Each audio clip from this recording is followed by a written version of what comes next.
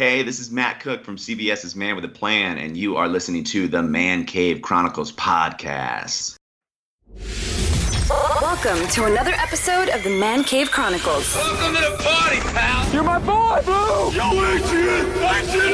A podcast with interviews of amazing guests from the world of pop culture. Oh, yeah! TV. Nice! Movies. Oh, I love the movies! Comedy and more. From deep inside the Man Cave, your host, Elias. Matt, welcome to the cave. Thank you so much for having me. How are you, man? What's new with you? Not too much, kind of just hanging out at the moment. Yeah. How's the quarantine life treating you? So far, so good. I mean, we've been very lucky. My fiance and I just moved into a new place just before the quarantine was in effect. So we've just been here and getting the place set up. And luckily, I'm a gamer and I have a seemingly infinite number of video games to play during this time. So just trying to make the most of it. Oh, that's awesome. That's awesome. So, yeah, man, you were busy the last few years. You know, you've done various TV show roles, and now you star on the sitcom Man with a Plan. But I want the listeners to get to know a little bit more about you. Where are you originally from? I was born in Pennsylvania, but I grew up in New Jersey. And I spent a lot of time going back and forth between those two. My dad was in the Coast Guard. We got stationed on the Jersey Shore. But my whole family, my extended family, grandparents, aunts, uncles, cousins, they all live still in Pennsylvania. Oh, go ahead. Sorry. I was saying, what did you enjoy more, New Jersey or Pennsylvania? I think they're both great. It was a pretty great situation because Pennsylvania, we had the mountains, and then in Jersey, I was on the beach. So it was the best of both worlds. So as a kid growing up, like, what were you into? Mostly comic books and video games and animation. I really wanted to be a cartoonist when I was young, and I was trying to become an animator, and I loved all of that stuff. And then eventually I realized I did not have the patience for that, and I had more fun making the faces myself rather than drawing them. Right, really. What were some of your favorite comics? Spider-Man always, and X-Men. As a really little kid, I loved the old Super Friends cartoon, and I had this incredible Super Friends poster in my room for most of my life. Oh, wow. Yeah. So you mentioned video games. What were some of your favorite consoles back then? I mean, my all-time favorite video game is Metal Gear Solid, which was on the first PlayStation. And I remember I got that, and it just rocked me. There were things that had never happened before in a video game, and it kind of blew my mind. The stuff like the alternate endings and the different unlockables that you could replay with depending on what happens at the end and whether or not you succeed when you're being tortured. There was just so much about it that was really exciting and really cool. And the Psycho Mantis fight was just impossible. There was no internet. There was no real way to figure it out. Right, I had one friend. I had a friend that was like, dude, you have to do this. And I could not believe that someone was crazy enough to make that a mechanic in a game. And I loved it. Do you remember back then we had to buy the magazines just to try to figure out how to beat certain levels? Yeah, you had to look at the back and like every now and then. And they used to maybe once a year you would get a demo disc. Right. And then they became like all of them had demo discs eventually. But the magazines were our only source of information, so you had to really stay up on those, which was fun. So what's your system now, your go-to? Right now I'm on PS4 pretty much primarily. I have a good group of friends that we play Overwatch together. I've been playing Overwatch since the night it came out consistently. Wow. It is so fun. And then I just started playing Warzone. The Call of Duty Battle Royale game. Yeah, how is the Battle Royale? I haven't had that. I've beat the game, but I haven't played that part yet. It's really fun, and it's not something I usually enjoy. Like Fortnite, I think I've just aged out of Fortnite. I'm just too old. I don't have that. Like, I remember being a kid and playing PlayStation, my dad being like, I'm too old for this. Yeah. I was like, what's going to happen? What's going to be the game that makes me feel too old? And it's Fortnite when people are jumping and getting headshots and building castles at the same time. I just can't keep up. Yeah. But with Warzone, you can kind of plan out your strategy a little bit more. There's still a random element where you have to hope you get the good stuff, but it's really fun and the map is huge and it's all that Call of Duty gameplay, which their mechanics are so good. It's a blast. Yeah, I never got into Fortnite. I'm 42 years old, so I'm all about like the old systems, and I have an Xbox One, and all I've been playing lately has been Madden because I have two young kids. They're not gonna let me play adventure games right now. At least I can pause Madden and go deal with them. And Yeah, that's great. How old are your kids? my daughter just turned 5, and my son is 2. Oh, wow. Yeah, I started late. No, still, that's great. Those are such great ages. You're going to start fighting them for the controller soon. Soon. So, like, growing up, did you know you wanted to get into the acting world? What was the next thing you did? I didn't, I mean, for a long time, I really was focused on animation. And then I slowly started to feel the call, I guess, which feels crazy to say. But, I mean, my family, they're all really remarkable storytellers. And so there was always a little bit of performance happening no matter what.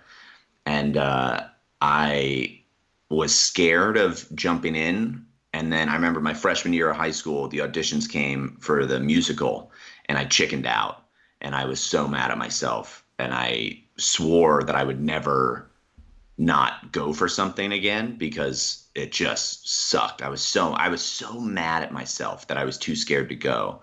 And so the next year, 10th grade, I went out for The Music Man and I got cast.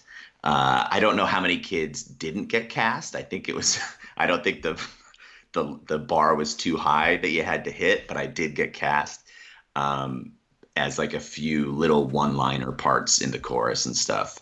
And then it was just full speed ahead from there. Or like, so when you're at that age, like, what were some of your favorite movies and TV shows that you enjoyed watching that made you go towards this too, that pushed you toward it? I remember, I very much remember watching when I was very young, Monty Python and the Holy Grail with my dad and seeing my dad really laugh.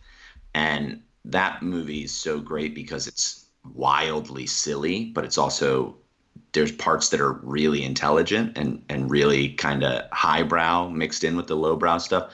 And so that movie has stuck with me my whole life. And I always go back to that because I love it so much. But that and Ghostbusters is something also the original that I just keep loving more the more I watch it at different stages of my life. But those were my two big ones, I think. I'd say Ghostbusters and Holy Grail were the ones that I was like, oh, that's magical, that stuff. How bummed are you we have to wait a whole nother year for that Ghostbusters movie? Pretty bummed. That trailer is fantastic. And I'm anxious to see what they do. When I watched it like 5 times in a row. My wife and my daughter was like, "What are you watching?" I was like, "It's Ghostbusters." Like, I've been waiting for this for how many years? Yep. I know. I can't wait. So you started doing theater, and then what was the next step after that for college? Well, for college, I continued through. I went to Rider University, and they still do. They actually now have become primarily a performing arts school. But when I went there, they were known for their education and business departments, which were great. But they had this really remarkable little theater program that offered full tuition scholarship, 4-year, full paid, all that stuff. And I was like, oh, these guys must be pretty serious. And so I went there and I checked it out, and I met a few kids that were going there, and I ended up getting in, and that was a really formative experience for me because Ryder had faculty members that were directing main stage shows, and then we had a theater honor society called Alpha Psi Omega, where the students were in charge, and you could make your own stuff. And so pretty quickly, I started to write in like the sketch show that they did, and there was always improv shows going on. And then other students were producing their own plays that either they were writing or that they just loved, and they wanted to do a performance of this play in this black box theater that we had. And that was just 4 years of focus on what acting is and what my voice is. And that was a really, really special time. So, while you were going there, was your focus more on acting, or did you think at first you were like, you know what, maybe I'll stick behind with the writing and directing, or like, what was your goal? It was definitely acting. That was my focus because I felt like that was the tool I could make sharpest the soonest. Yeah. So I was focused very much on learning how to be an actor so that I could someday do more. But I felt that I had to pick one road and go down that. And eventually there would be a fork in the road where I could go do some other parts of this thing. Yeah. So how did you end up in LA? After college, I worked for the summer, and I had friends that lived in the New York area, and a lot of people were going to New York. And I just thought I had a better shot in LA. The comedy theaters out here, Groundlings specifically, was calling to me from across the country. And I felt that in New York, you had to act, you had to be able to sing far better than I could, and dance far smoother than I could or still can. And so it just seemed like my best bet was to get out into LA, get into a comedy theater, learn as much as I can, and shoot for television. And then again, the plan was to do this step in order to get to the next step. So it was very much the same mathematical equation. So you became a member of the Groundlings. Like, how was that experience, man? You had a lot of people that came out of there, you know, SNL and actors, and like, yeah, like, how was your experience with that? It's been amazing. And that was, the Groundlings was sort of a common thread that I kept finding running through all of my favorite people and all of my favorite shows and movies. And I started to say, like, oh man, all of these people that I adore all came out of this one little building. What is that? And when I moved to LA, my uncle lives out here, and he said, you need to go to Groundlings. And he took me to a show, and I saw my first Groundlings show, and it blew my mind. And I remember one of the sketches that was in that first show was the David Blaine Street Magic that was written by Mikey Day and Michael Naughton. And it became one of the first like viral videos. But it was before they shot the video. It was when they were doing it live in the show. And to see that thing live, as I think I was 22, just moved to LA, my mind exploded. And I thought, yeah, this is where I need to be. And what I like about Groundlings is that it's character focused, it's point of view. It's not necessarily dependent on how great your idea is, but how committed you are to the character you're playing. And so I dove in right away, and I've been there ever since. So you started taking classes with them first? Is that what it is? Yeah, so Groundlings, you have to take classes, and the classes are pass-fail. So you have to pass every stage of it to get to the next part. And so the first 2 levels are improv focused, and then the next 2 levels are writing focused. So the idea is you get comfortable playing characters on your feet, and then you start to really try to write for the characters that you've been coming up with over the last couple of years. Oh, wow. Yeah, and it takes a lot of time. Yeah. And then the top tier of the school is the Sunday Company, which is you do a new sketch show every week for 6 months. Oh, wow. And at the end of 6 months, the main company votes on you whether you stay or go. And then if you stay, you do another 6 months of a new sketch show every week for 6 months. And then again, you get voted on, stay or go. And then if you stay, you do another 6 months. So you do a year and a half of writing nonstop, doing shows nonstop. And that was the best training I ever could have hoped to have. Did you ever have anybody that, you know, like graduated from Groundlings that came back to perform with you guys? Yeah, we have alumni hop on stage a lot, and it is so much fun. And we recently just did, it was recently the 45th anniversary of the theater, which is incredible. And they did a big anniversary weekend where they did these two alumni shows, and they did like the alumni from literally when the theater opened to like 1999, and they did 1999 until today, and then any alumni that wanted came back and did one of their favorite sketches in the show, and I got to see both of those shows, and it was phenomenal. And other than that too, we do like a lot of improv shows. Sometimes people come in. I've been lucky enough, Kristen Wiig has come back, and I've been able to do a few shows with her. And I actually I told her this, but I waited on her. My first job in LA was at Maggiano's at the Grove, and one afternoon it was dead, and it was her first season on SNL, and it was maybe my second month in LA, and she came and sat down, and I lost my mind. And yeah, and I had George Lucas walk in front of me one time, and I was like, that's cool. But Kristen Wiig, I fell apart. Dude, so when you told her that story, what did she say to you? She remembered me, and she said that I was the first person that recognized her. Wow. Because she was brand new on SNL, and she was just coming out of Groundlings and all that stuff. But she's so sweet and so funny, and yeah, the alumni community is really, really cool. And they're always coming in and out of the theater, and it is what makes that place so special every day. Who's been your favorite to perform with from the alumni? Ooh, there are honestly so many that I can't even pick one. Yeah. It's such a blast because the Crazy Uncle Joe show is our Wednesday night long form show, and the main cast of that show are all alumni, and they are some of the funniest, kindest people. Like Stephanie Courtney, who plays Flo in the Progressive ads, is probably one of my all-time favorite improvisers and humans just in general.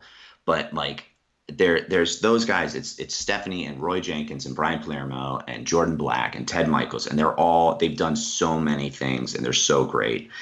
When I was a student, I did a lottery show when like they had current main company members and alumni do stuff with students, and my name got pulled, and I got to do a show with Taron Killam, who was on SNL for a little while. He's on a show right now. He's the best. I don't know. There's a million people. It's so fun, and awesome. Everybody's so great. So when you started doing your auditions and everything, I don't know. Let me make sure I get this right. Your first gig, okay. Your first gig, was that on Curb Your Enthusiasm? Mm-hmm. Oh man, tell me about that. I mean, that show to this day is fantastic. Yeah, that was my first real big gig.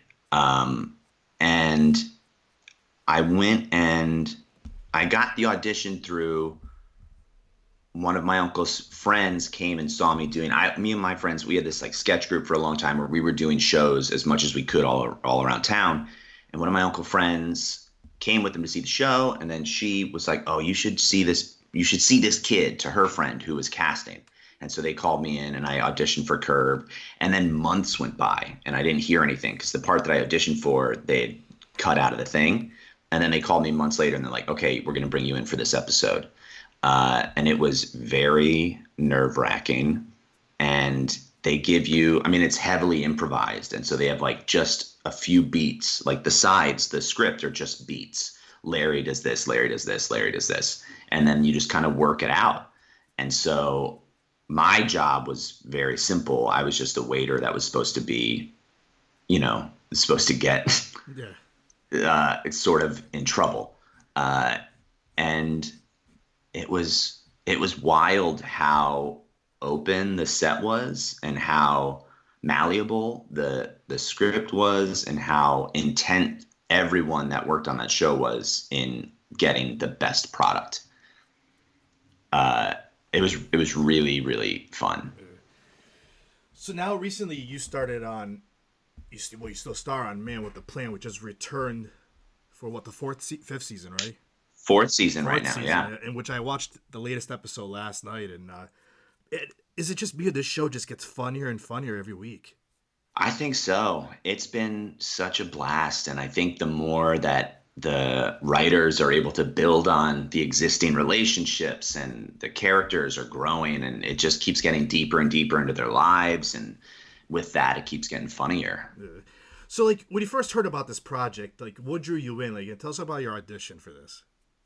Well, when I got the audition, it was for the untitled LeBlanc Philgo pilot. And I was like, does that mean Matt LeBlanc? And then sure enough, it did.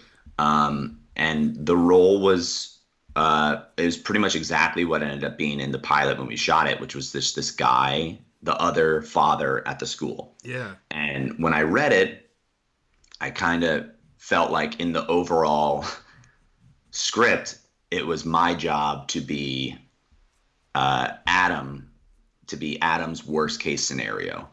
I was like, oh, I'm what his nightmare is if by staying by home and watching the kids and giving up what he thinks is his manly stuff, then that's what he's going to become, is this guy in this hallway.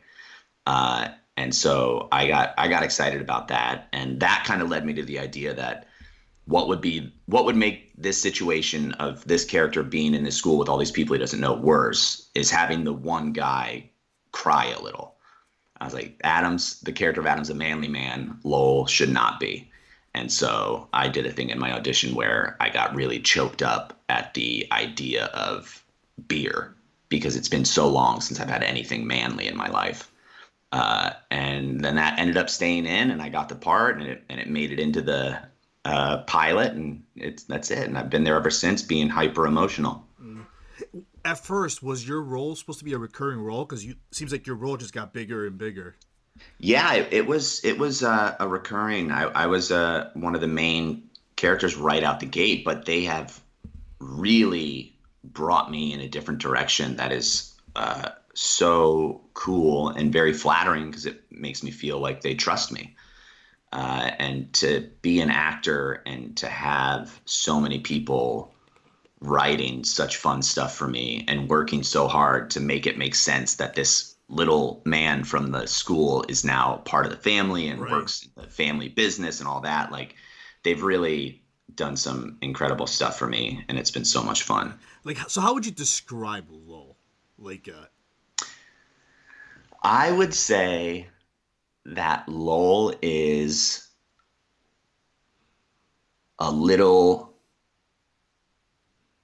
ball of sunshine trapped in a cage.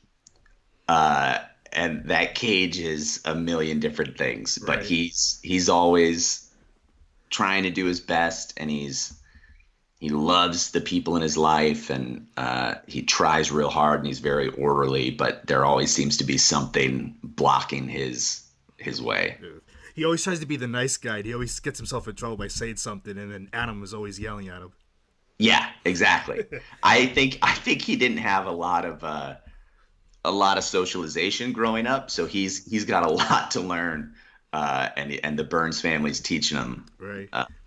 So, have you found what's your biggest challenge portraying Lowell? Have you had any challenges portraying him? I think, yeah. I mean, it's been a challenge because honestly, the biggest challenge is I get so excited about being there.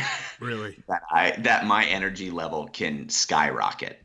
So it's my tightrope is, how do I give as much energy as I can give without making it way too much? Because we filmed the show in front of a live audience, and coming out of theater, it's my job to hit the back row. But when the camera is on you and it's a close-up, that is too much. So you kind of have to navigate those two worlds. It's theater, but it's also television. Acting for the stage and acting for the camera are two very different types of acting, and trying to thread that needle is something that has been very fun and very challenging and very educational for me. So if Lowell was a real character, like a real person, would you be friends with him? That's a great question, and I really don't know. I think so. I would hope so. I really love Lowell, and I would like to be a little bit more like Lowell. I feel like he really has his stuff together in certain elements, and then I've got my stuff together in ways that he doesn't. Yeah. But Yeah, I think so. I think he's a good guy to have around. He always seems to have some kind of fix on him. Actually, my next question was like, do you have anything in common with your character?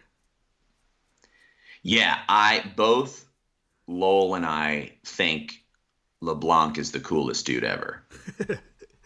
So that's the easiest part of my job is to be like, oh, I have to think this dude is cool all day. That's easy. Uh, yeah, Yeah, that's awesome. Like, so how is it working with the cast? Because you have a great cast. You know, like you say, you have LeBlanc, you have Nealon. yeah, It's like, it's like a dream team.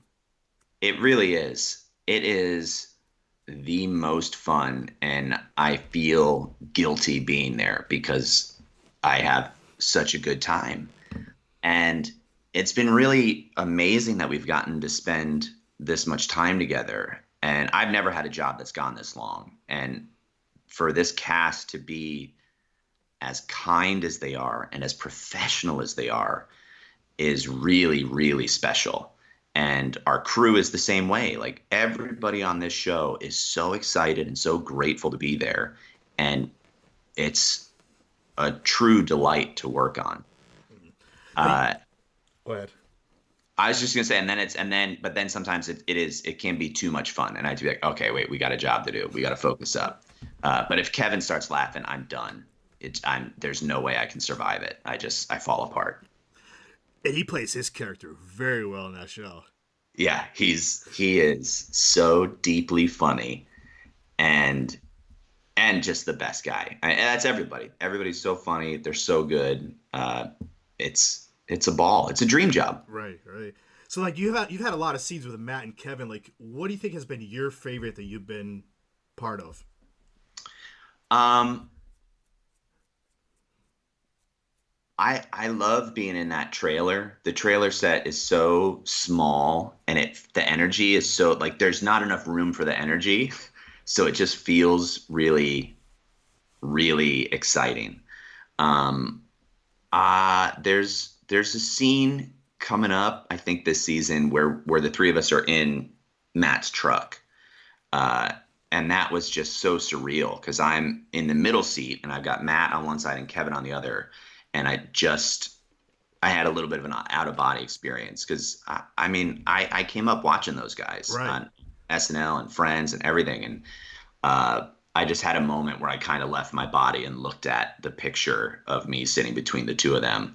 And then I came back because they were in the middle of like making jokes together and we were all having a blast. And I don't know, it's all special. And I'm very thankful for all of it. Well, they've been in the industry for a long time. Have they ever given you any advice on set? Yeah. I mean, you know what is actually so incredible about Matt is he's executive producer on the show too, but he's also the lead. So he's a million lines to learn, but he also knows everybody else's lines and what the important part of each scene is. And so he can see the show before it's taped. You know, he knows where things have to go and how to do it and where to stand. And he'll always be like, wait, turn your body a little bit this way. This is what you want to do. Yeah. And he'll just like give you just jewels of knowledge for free. And he'll just pass out stuff all the time. And it's in the coolest way possible. That's awesome. So like in season 3, your wife leaves you on the show. What were your thoughts about that? It made me very sad. I felt very bad for Lowell. That's another one where I was like, oh, this sad little guy. But it also comedically opens up a whole other direction for Lowell. And I was very excited at the idea of playing Lowell a little unhinged. And because he's already so emotional and he's already at a 10, such a massive life event would only dial that up further. But I do remember the first time we see his the first time that they find out that they've split up and that Adam goes to Lowell's apartment and it's just so bleak. It's this like tiny little studio. And it reminded me a lot of the apartment I used to live in. And it was just so sad. And we did the run through for the writers and I played the scene for real where this guy is like thrown out of his home and he's sleeping in his daughter's sleeping bag on the ground, and it was just so sad. And I played it as it should be. Yeah. Like in real life, it's a sad situation. And then afterwards, Matt and Jeff and Jackie, the creators, came up and they were like, yeah, so it's just way too sad. And I was like, yeah, I know, I could feel that. That was a sad moment for everybody, and I know how to fix it. And then so that kind of really cemented this unwavering positivity that Lowell has, which is way more fun in a comedy. So yeah, it's funny. Sad Man. And it's funny how you mentioned like your character goes to a 10, because recently there was an episode where your ex-wife texts you and you thought right away, or your character thought right away that, oh, we're getting back together. Yeah, it's an instant decision. He goes way past all the steps necessary to get to that decision. And yeah, that's the most fun stuff. I mean, they always hand me something that I get to run with, and I'm lucky. So do you ever have input in your character with the writers? I actually try very hard to let them feel safe. Yeah. I don't, because I've seen actors that do go up to writers and really pitch their opinions or their ideas, and it is a very delicate balance. And so I feel that I could, but I almost always try to just let them give me the information rather than me send it back, because I also trust them much more than I trust myself for any of the big stuff. But every now and then when we're on set, I will pitch ideas, and especially during the week when we're rehearsing, the set is very open and it's all about getting the best product. So That's awesome. there have been times where I've pitched ideas and pitched lines or thoughts, whatever, and then they've gotten in, and it's been really fun. So you've been in the business for years now. Like, so when you're going out for auditions and stuff like that, like, what do you enjoy more? Do you enjoy the self-tape or auditioning in front of people?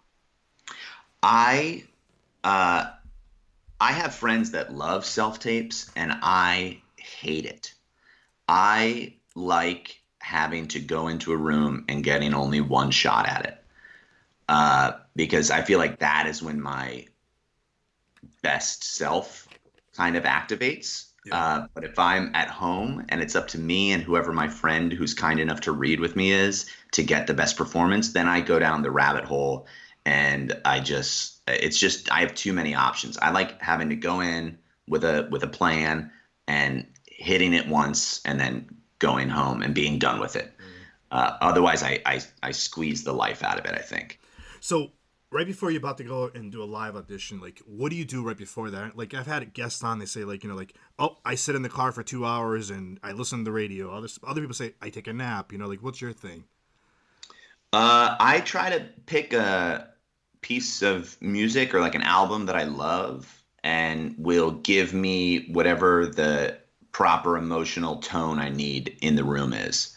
So on my way there, I'll crank whatever album I think will help me the most.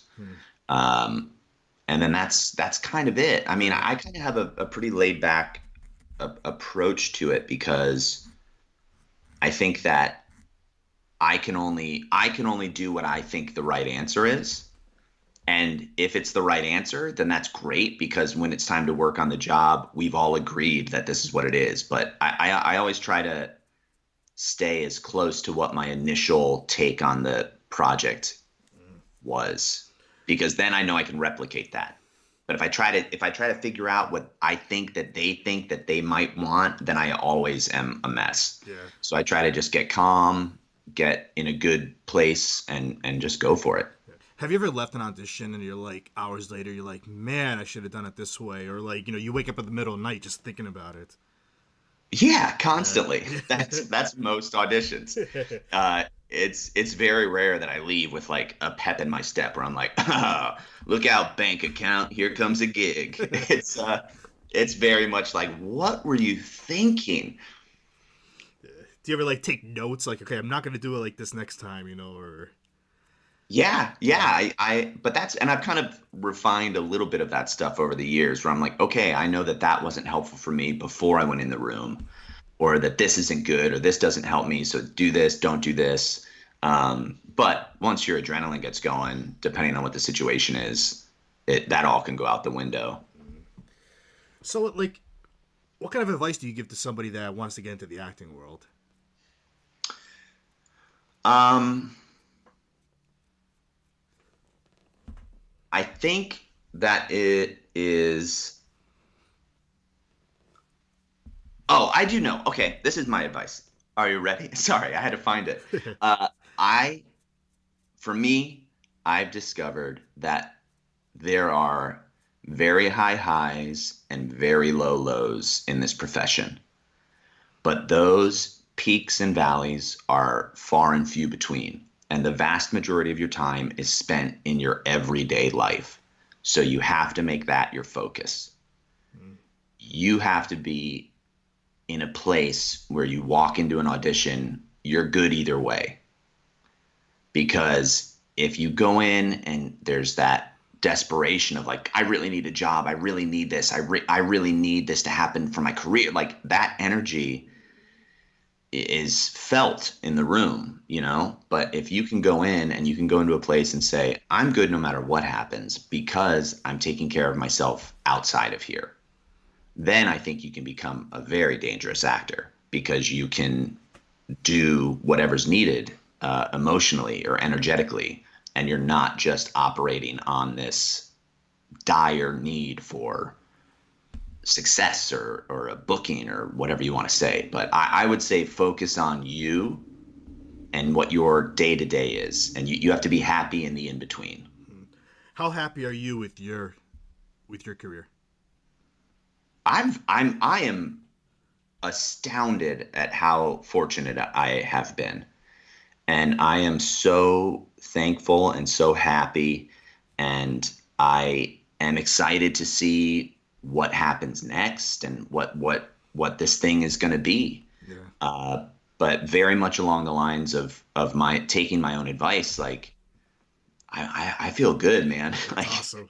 I'm happy and I'm grateful, and I'm just trying to make the most of whatever I got.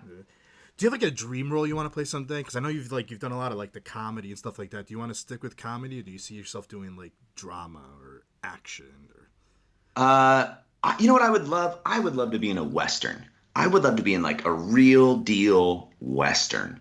But I get nervous because my eyes are very sensitive to the sun. So I would be looking like a knockoff Clint Eastwood, I think. I can see you being like a bartender in the Western. Yeah, just like some like scrappy little guy. Right. Just give me a vest and roll my sleeves up. Anything, but big old. I grow a great mustache. So I'm ready. There you go. So where do you see yourself 10, 20 years from now?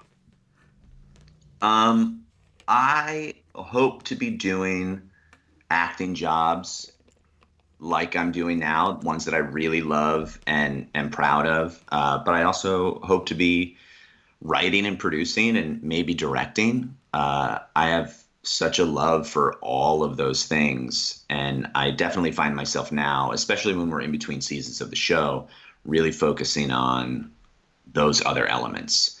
One of my best friends and I just started working on a project that we want to put together. We're starting to write a show. And I would love to direct at some point.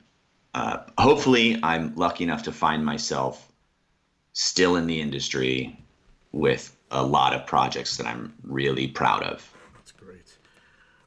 Hey, real quick, have you finished filming Man with a Plan for this season since this whole quarantine thing started? Yeah, so we actually wrapped up just in December. So we finished production on season 4 before the holidays and then before any of this stuff hit. So we did 13 episodes this year, and they all were in the can before everything shut down. That's great. I know, because I noticed last night when I was watching the latest episode, like they're airing like 2 at a time, and I was telling my wife, like, this needs to slow down. Mm-hmm.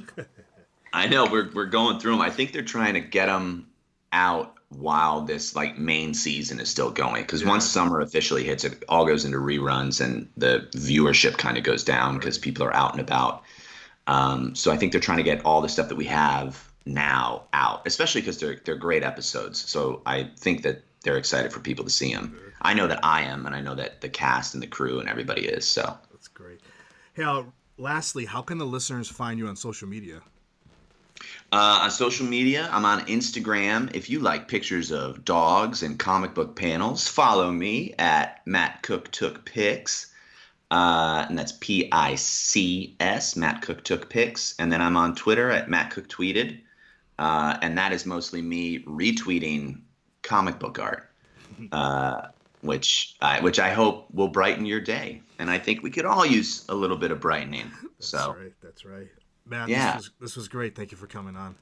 Dude, thank you so much for having me. I really appreciate it. And I want to say really quick, I did a film last year that we just started. We're trying to figure out how to get out, but it's called Film Fest, and it was a blast. And there's a ton of really funny people in it. And hopefully that's going to be able to be seen at some point soon. But that's the other thing that I've been working on, and that I finally got to see it, and I'm very proud of it. And I play a different kind of character and a little more serious. I'm kind of the straight man in it, and I have so many friends that are so funny that are all over it, and it's a blast. Where do you think we'll see that, on a streaming platform? Yeah, probably the way things are going now. Yeah. I hope so, but as soon as I have any information, I'm going to blast it out on social media, so that'll be the easiest way to find it. That's a wrap. That's a wrap, everybody. That's a wrap. Thanks for listening to the Man Cave Chronicles podcast. I finally get my man cave. You can find us on Twitter, Facebook, and Instagram at the MCC Podcast, and our website, themccpodcast.com. Until next time.